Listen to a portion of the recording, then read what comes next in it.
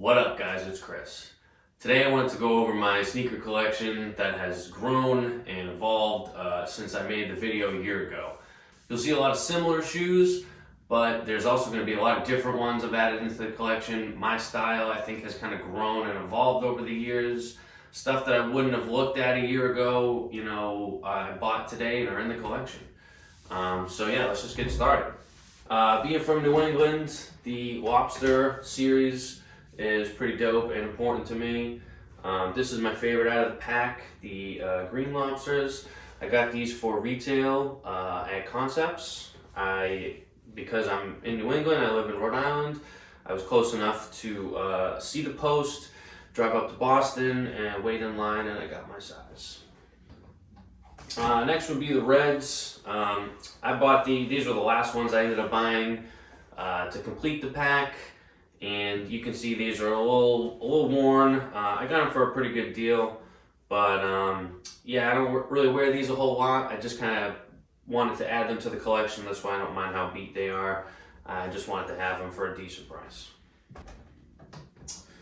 The blue lobsters, these are awesome. These were the first pair that I bought in the pack series. I bought these from the homie Mike over at Fine Malt, and he gave me a great deal on these. These are dope. I try to wear these every now and then. The lobsters are just a classic shoe. And last but not least in the series is the purple lobster. I actually got these with the special box. I got these in the end of 2018, right around when they came out. I thought I paid an arm and a leg for these at the time, but that seemed to have been a pretty decent investment at the time considering what they are at now. And the last dunk in the collection is the Grateful Dead's, the lime green pair. I got these from Civil. I won these retail on the raffle last June of 2020. And this is just so dope to me. This color of green is probably my favorite color green.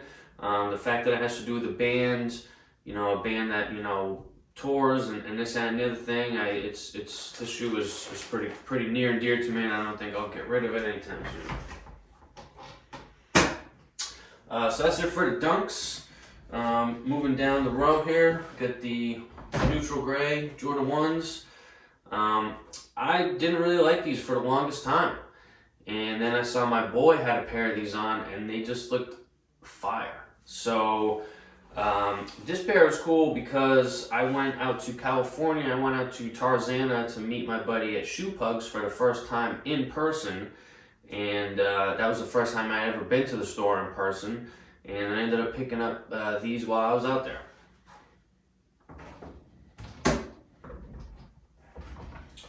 This is probably one of my most worn shoes of 2021. You can see just how beat they are. I got these brand new, pretty sure off the Sneakers app, or maybe Goat. I don't think I paid a whole lot for these. But yeah, these are awesome. I love wearing these as my everyday shoes. They're just bulky, they're good, they're black. I love these, and I'm gonna wear these into the ground. This is not a new shoe. I had these last year, the Black Cat 4s. I got these for retail at Sneaker Junkies in Rhode Island. Shout out to them. I waited in line for about 10 minutes and got these. I wish I grabbed 25 other pairs because these are going for almost $1,000 now, and this is just another classic shoe I don't think I'll ever get rid of. Kind of a random one, but the New Balance 550.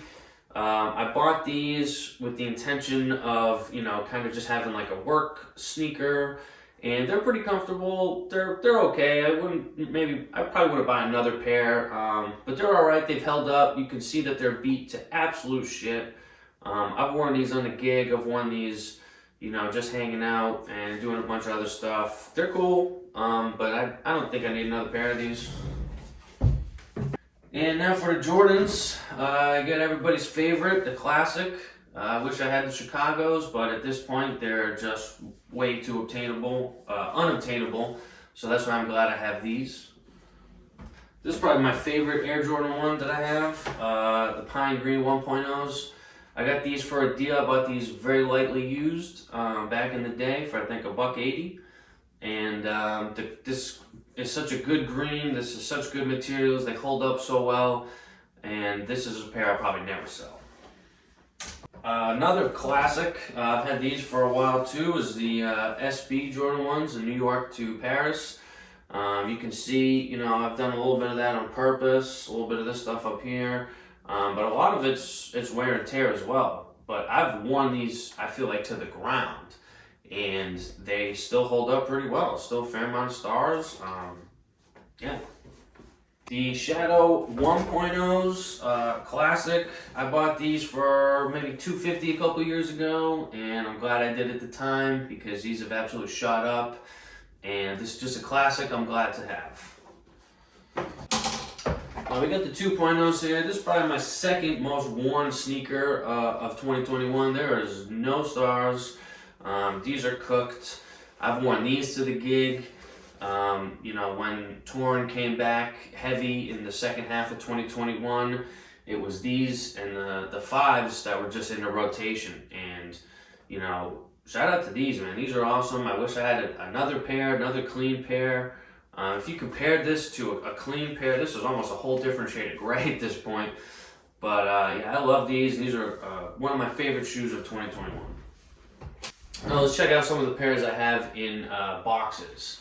So the stuff on the top shelf, those are all Jordan 1s. Most of these are just kind of trade bait, stuff I've got for retail. I try to buy everything in my size just to, you know, if I get a change of heart, I want to keep something or whatever. You know, 11's a pretty desirable size in the grand scheme of things, I think. These two pairs are grade school pairs. I try to get 5.5. These are the patent breads. I have no interest in these, but I got them for retail on Sneakers app, so that's a good come up. I'm just going to use this as trade bait. Same thing with these. Got these for retail on the Sneakers app. This is a 5.5 Shadow 2.0, and that's, you can see there, that's the lighter gray that I'm talking about here. These are fire. Just a clean pair of these are just fire. But this is also trade bait moving forward.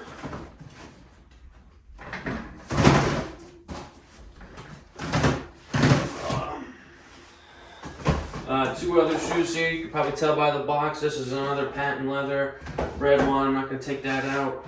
But I got this for retail on Sneakers. I hit both these on the same day. It was crazy. I'll probably never hit anything on Sneakers for another 6 months. But this was a good come up, and that was good. It's good trade bait for me anyways.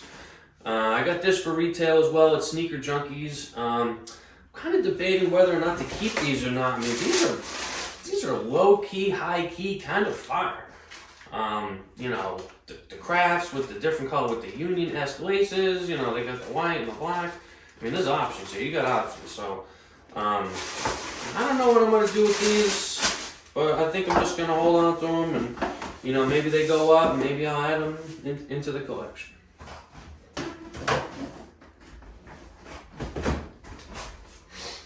These last two shoes are the same.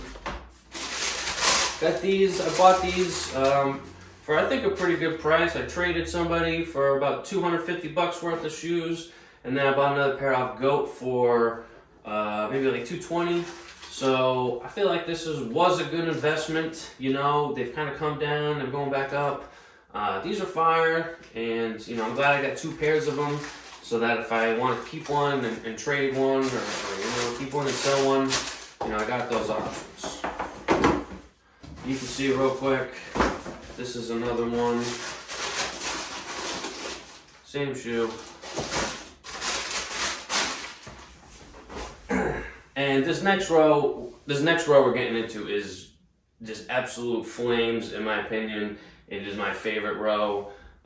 So two of these shoes are similar to the 2020 list, but all the others are new. So let's take a quick look. This is my first pair of Lebrons I ever got. I wanted these from back in the day. They re-released this year. I got them for a really good price, almost under retail, or pretty close to retail, I think. But these are the Lebron Sprite lows.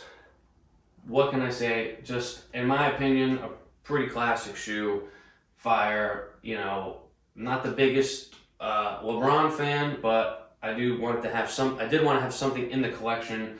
This pair is probably the most recent pickup I've had. I got this at the very beginning of the year. Well, I bought it at the end of the year, but it didn't come in until the beginning of the year. This is kind of awesome. This shoe came out at the beginning of 2021. This is the Chinese New Year Jordan 5 Low.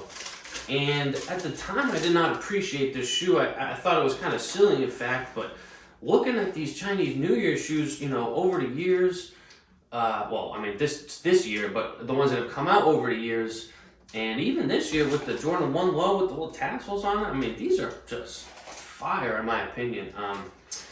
This has a material underneath. You can cut it up. You know, you can cut all this stuff off. I'm not sure if I'm gonna do that or what. With the red laces and stuff, man, this shoe is just insane.